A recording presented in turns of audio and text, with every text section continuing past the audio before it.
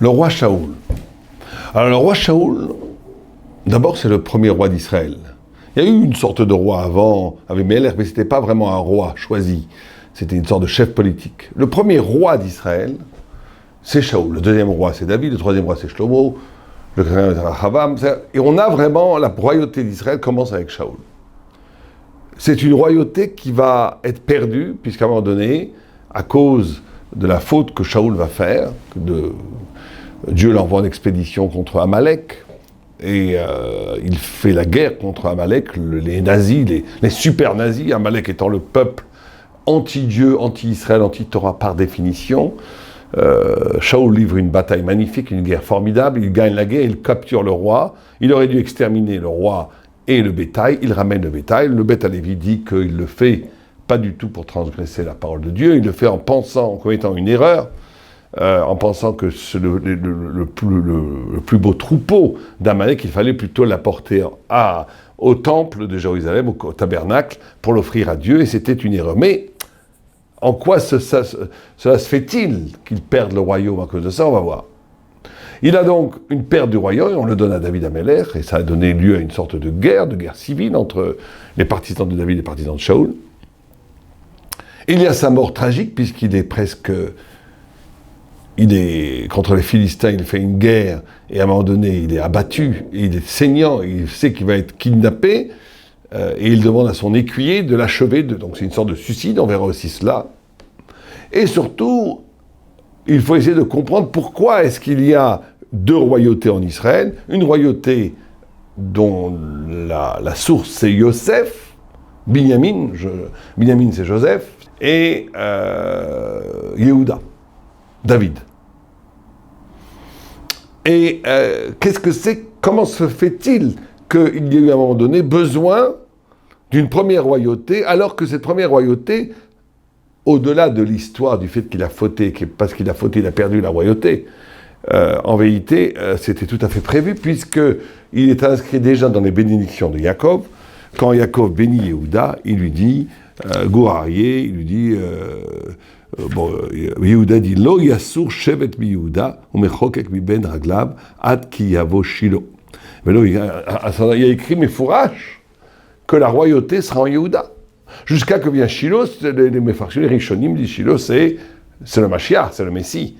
Donc en vérité, jusqu'au Messie, et le Messie inclus, puisque le Messie est un fils de David, la royauté est à David, est à Yehuda, à Malchut. D'ailleurs, Yehuda c'est Malchut, Yosef c'est Yesod, la royauté n'est pas dans Yesod, elle est dans Malchut.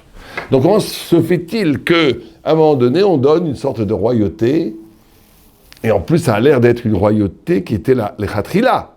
C'est comme si, a priori, il fallait que ce soit Shaoul. C'est à cause d'une chute, d'une perte, d'une faute, que c'est passé à David. Alors il faut essayer de comprendre ces idées, il faut comprendre aussi, essayer de comprendre que le trajet, la vie magnifique, mais aussi la vie extraordinairement tragique du premier roi d'Israël, Shaoul.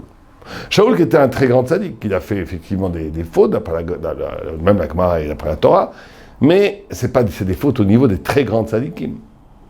Alors, la première chose au niveau du pshat le plus pachout, que nous dit le Rav Chaim Shmulevitch, dans Sichot Moussa, il dit, comment se fait-il que David Amelech, qui a fait des fautes à première vue infiniment plus graves, quand il est tombé amoureux de Bathsheba, quand il a vu Bathsheba sur le toit sublime, alors c'est vrai que la Kabbalah nous dit qu'il a vu son âme sœur, qu'il a vu la Shrina, qu'il a vu une attirance par rapport à elle inexpugnable, qu'il a vu la progéniture qui amènerait le Mashiach.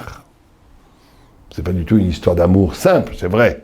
C'est vrai aussi que la Gemara nous dit que chaque soldat dans Ktuvot qui partait à la guerre, il donnait un guet à leur femme, et donc elle était quelque part libre, mais il n'empêche que c'est quand même une faute. Le prophète Nathan dit à David, imagine que tu as un homme très riche avec plein de chèvres, et que tu as un voisin qui a une seule chèvre, et que le voisin très riche qui a plein de chèvres, il vole la chèvre, quel est le digne de ce riche? Et David, absolument scandalisé, dit, Dino Mavet, il faut le tuer. Il dit, mais c'est toi, tu es le roi d'Israël, tu peux avoir toutes les femmes que tu veux, tu as pris la femme, et là, il a fait tchouva toute sa vie, David. Alors c'est vrai qu'Al Pi Halacha, elle n'était pas échétiche, la Gemara appelle ça Sofek échétiche. C'est vrai que les Mafréas, après, c'est des grandes marloquettes chez les Rishonim. Est-ce que le guet était effectif depuis le début? Ou est-ce que le guet devenait effectif à les Mafréas, ça veut dire de façon rétrospective quand il mourait? Donc au moment où il y a eu l'amour, il y a eu à un moment donné une sorte de statut halachique qui est un safek, un doute en essence. Mais même si on prend la vue la plus cool, le fait qu'elle était divorcée, il n'empêche qu'elle était divorcée légalement pour éviter les cas de iguna, de agunot, ça veut dire des cas où on ne trouverait pas le corps du mari et qu'on ne voulait pas qu'elle reste toute sa vie à attendre le mari. Donc c'était technique, c'était halachique.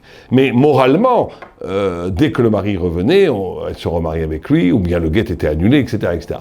Donc il y a vraiment quelque chose de l'ordre de très grave. Un des trois plus graves péchés de la Torah, c'est échétiche, et même si ce n'était pas une échétiche totale, comme la Gemara le dit, Kol Mishomer chez David Roté Toeu, tout celui qui dit que David a péché, grossièrement comme nous on pourrait le comprendre, il se trompe, c'est vrai, mais il y a une faute, face à Dieu il y a une faute terrible.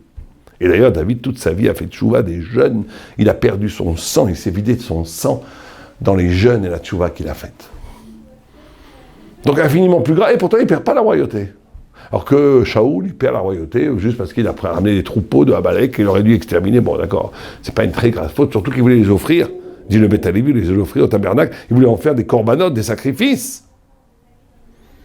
En vérité, nous dit le Raphaël Shmuel, c'est parce que tu peux faire tchouva sur un péché. Tu peux pas faire tchouva sur une inadéquation de traits de caractère par rapport à la royauté. Il dit que pourquoi est-ce que Shaoul a ramené ses moutons, c'est parce que le peuple était scandalisé de voir qu'on allait tuer, décimer une telle fortune, un tel butin de guerre. Et il a cédé sous le poids du peuple. C'est pour ça que Shmuel lui dit, c'est une chose petite à tes yeux d'avoir été désigné comme le roi d'Israël, l'élu de Dieu, pour que tu cèdes sous la pression du peuple. Et donc, il a quelque part trahi qu'est-ce que c'était la royauté. Et donc, c'est pour ça que là, c'est pas là, c'est quelque chose qui est de l'ordre, tu trahis la fonction. Quand tu trahis la fonction t'échappe. Alors que si tu es digne de la fonction, mais qu'à côté, tu fais des fautes, même beaucoup plus graves, elles ne remettent pas en cause ton pouvoir et ta fonction. Ça, c'est ce que dit Rav Chaim Shmulevitch. Mais la Gemara nous dit quelque chose d'autre d'extraordinaire. Elle nous dit pourquoi est-ce que Shaoul a perdu la royauté? Mishum she'en bo dofi. Parce qu'il n'avait aucune tâche. Il était noble, absolument noble. On nous dit qu'il était d'une beauté extraordinaire, qu'il était plus haut d'une épaule. C'était un Superman. Il était d'une beauté incroyable, une chevelure sublime. Plus grand, il faisait 2 mètres. Il était magnifiquement baraqué. C'était un noble, il avait une âme d'une noblesse infinie. C'était vraiment la royauté. Au niveau de la noblesse, c'était la noblesse d'Israël. Avec une généalogie absolument pure, sans aucune interférence des nations. Alors on te dira, mais c'est formidable, c'est exactement le CV qu'il nous faut pour un roi. Alors la Gemara dit non, c'est un CV tellement bien que c'est ça qui a causé sa perte. Alors pourquoi? Parce que, alors, à contrario, David Améler, le roi David dont lequel vient le Messie, il vient de Ruth à Moabite. Moab, c'est le peuple de l'impureté la plus totale. Moab, dit le Gaon de Vilna, c'est Gamatria 49, c'est la force numérique même. Aleph, Vav, Bet, c'est 49. C'est quoi 49? 49 portes d'impureté. Ça veut dire que Moab, c'est le pays où il y a toutes les discothèques, les pires.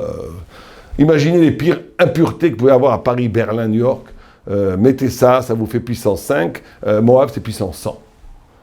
Toutes les impuretés, toutes les perversions, toute la débauche sexuelle et toute la bassesse humaine est à Moab. Moab lui-même vient d'un inceste, puisque c'est le produit de Lot et de sa fille. Donc c'est du pur... c'est un peuple qui est né de l'inceste, et dont l'essence est la perversion sexuelle. Donc c'est incroyable, comment est-ce qu'on peut dire que le roi d'Israël doit venir de ça? Alors c'est vrai qu'il vient aussi de Juda grande, il faut les deux. Mais David Améler, alors on te dit, David Améler a réussi à être roi parce qu'il vient de Ruth à Moabite, et qui était elle-même une grande sadéquette, on l'appelle la mère de la Shrina, de la Malchut, pardon, la mère de la Malchut, et la représentante de la Shrina. et d'un autre côté de Yehuda, qui est un des plus nobles des 12 tribus d'Israël. Mais il vient quand même de Moab. Pourquoi? Parce que justement, la royauté d'Israël, c'est pas une royauté symbolique, c'est pas une royauté de prestige, c'est une royauté, en vérité, au début même, avant que Shaoul soit roi, Shmuel ne voulait pas de roi. Shmuel, le grand prophète d'Israël, ne voulait pas de roi. Pourquoi est-ce qu'il ne voulait pas de roi? Parce que le roi d'Israël, c'est Dieu. C'est Hachem. Le roi d'Israël, c'est Hachem. On n'a pas besoin de roi. Il ne faut pas de roi quelque part. Alors c'est vrai que c'était prévu par la Torah, mais il y a une dimension de la royauté qui est contredite du judaïsme. Il y a une dimension du politique qui est contre la Torah. Pourquoi? Parce que la Torah, c'est de faire le peuple d'Israël un peuple de princes, dont le royaume sont la Torah, les cieux, la lumière céleste, et dont le Dieu, et dont le roi absolu est Dieu. Personne d'autre. Donc Dieu a dit à Shmuel, laissez-les un roi, dans leur un roi. Mais c'était presque un péché d'avoir choisi un roi, d'avoir choisi Shaoul. Pourquoi? Parce que normalement on doit avoir un rapport direct avec Dieu. Et donc en vérité était prévu le roi d'Israël, mais pas un roi de prestige. Un roi, bien sûr qu'il y a un prestige après, mais un roi, Salomon va amener un prestige immense, mais un roi dont l'essence est de prendre les ténèbres et les transformer en lumière. C'est ça la malchoute. La malchoute d'Israël, contrairement à la malchoute des Goïm, des nations, c'est pas de faire un symbole ultime du pouvoir, parce que le symbole ultime du pouvoir chez nous, c'est Dieu lui-même et personne d'autre. Personne d'autre, la halakha est le symbole ultime du pouvoir. Le Sanhedrin, la Torah, la loi de Dieu, c'est ça le symbole ultime du pouvoir. Le roi d'Israël est là pour ramasser les étincelles divines et pour judaïser, sublimer, transfigurer la matière en lumière, la matière en spirituel, le mal en bien, les ténèbres en lumière. David Amelech, il dit pas je prie, il dit Anit Fila. C'est quoi Anit Fila?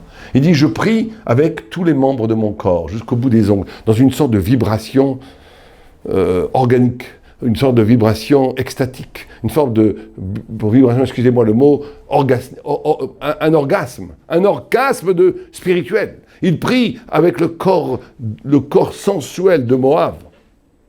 Le corps sensuel de Moab. Le corps, une partie des molécules de David viennent de Moab, le peuple le plus impur qui fait toutes les perversions sexuelles. Ben, ce corps, constitué en partie par les molécules de Moab, il va les transformer en amour infini de Dieu. Une prière qui ne passe pas juste par l'esprit et la bouche, une prière qui passe par un désir sensuel, absolu, de sa chair vers l'infini. Ça, c'est le Messie. Le Messie est celui qui transforme le désir en spiritualité, la matière en lumière. Shaoul est tellement haut, il n'a rien à voir avec le mal.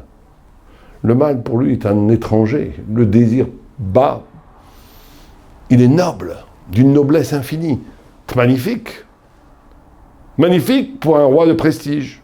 Pas magnifique pour un malchout d'Israël qui transforme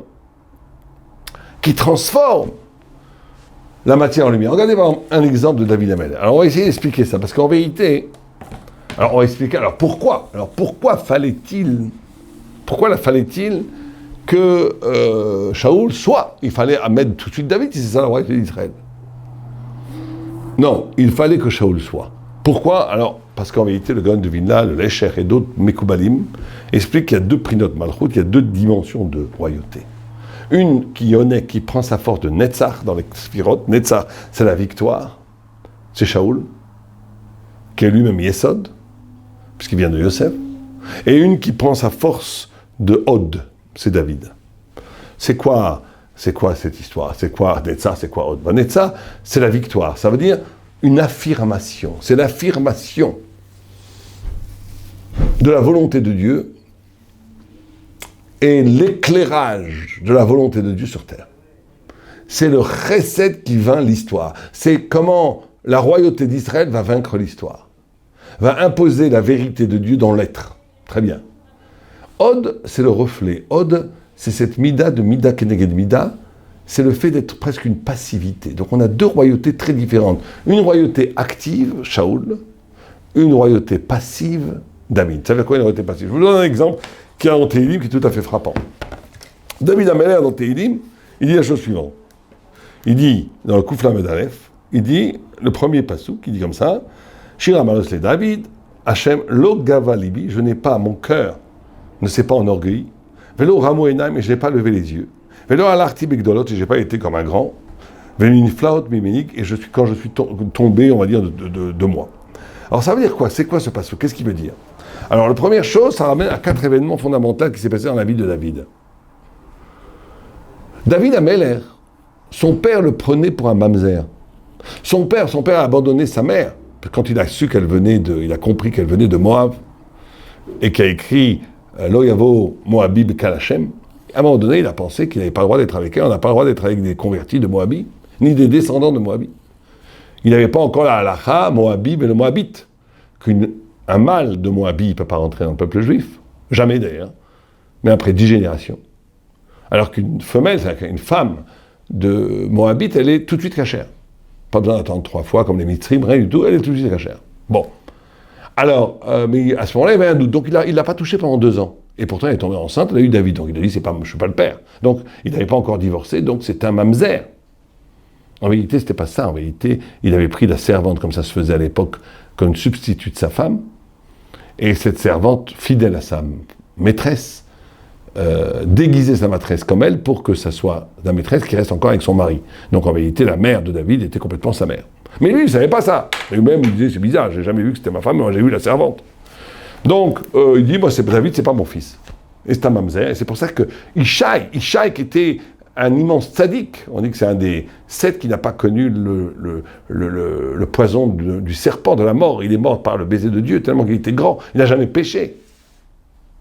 Ishaï envoyait David faire garder les troupeaux dans des endroits dangereux, où il y avait des lions à l'époque, il y avait des lions et des ours, pour qu'il tue David. Imaginez un homme dont le père est le plus grand des rabbins, le rabbi de Babiche, le Rav Shah, Rabbi Ovadia Yosef, Baba Salé, ton père est Baba Salé, il veut ta mort. C'est-à-dire que je ne pense pas que demandez à n'importe quel psychologue ou psychanalyste, il vous dira c'est une recette assurée pour devenir schizophrène ou maboule. Complètement fou. Quand ton père veut ta mort et que c'est un rachat, un méchant, un affreux Jojo, tu peux t'en sortir en disant, voilà, concrètement, en regardant en face ton père que c'est un affreux Jojo, et toi tu te sépares de cette méchanceté et tu dis, j'existe par moi-même. Mais quand ton père est le tzadikador et qu'il veut ta mort, normalement tu deviens maboule. Et David est resté extraordinairement, et l'histoire est magnifique. Quand Shmuel, après la chute de Shaoul, Shmuel est arrivé voir Ishaï, il lui a dit, Dieu a dit que c'était un des fils de David, à Bethléem.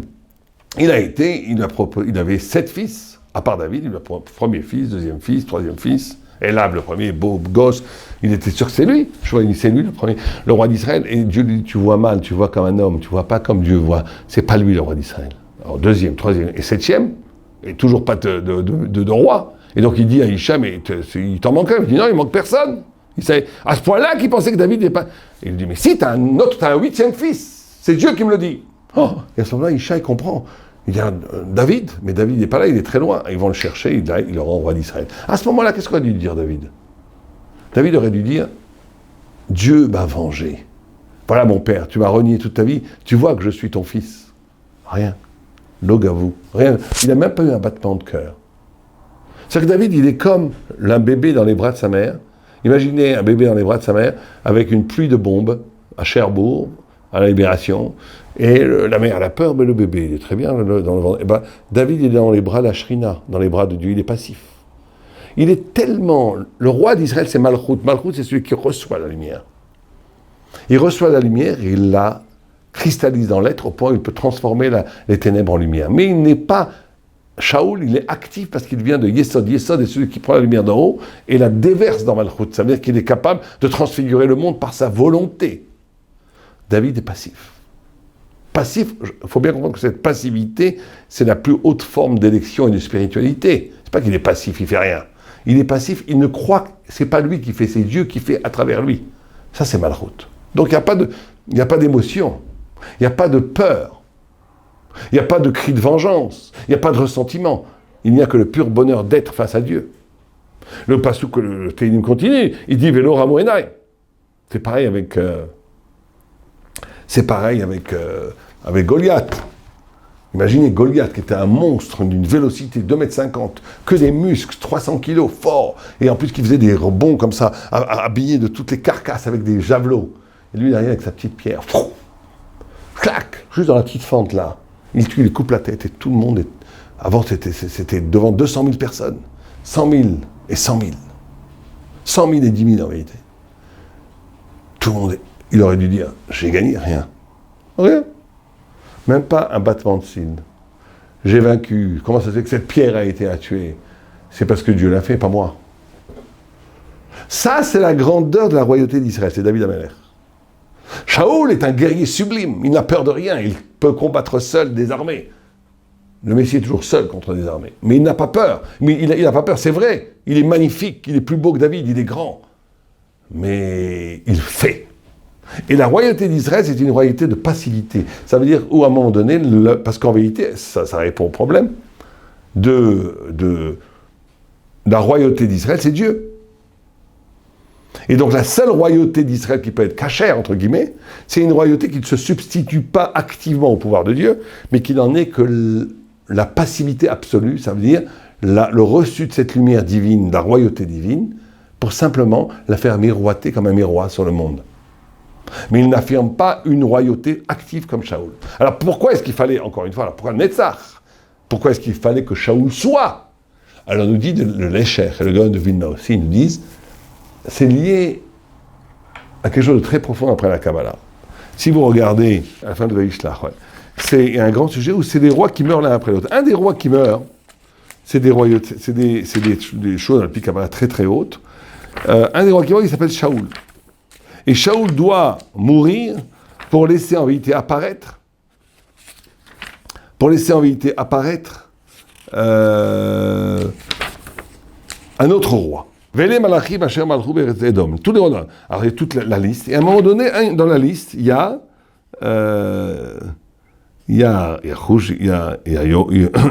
Yovav, il y a à un moment donné Shaoul. Ouais, à un moment donné, il y a Shaoul. Qui est,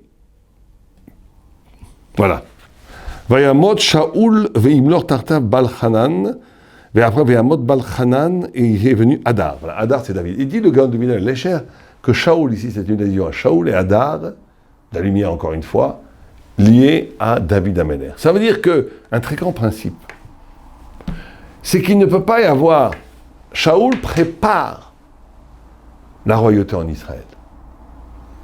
Le Yesod, qui reçoit la lumière d'en haut, qui est un transformateur, celui qui reçoit la pure lumière et qui la donne d'une certaine façon qu'elle est perceptible par Malchut, par la royauté en bas. Ben, il fallait, comme ça ils disent, que Shaoul, par sa activité, impose une royauté en Israël, une splendeur de la royauté, une noblesse dans la royauté en Israël, pour que la notion extraordinaire de royauté de David, qui est une passivité extrême, puisse advenir. On ne pouvait pas passer de rien à passivité.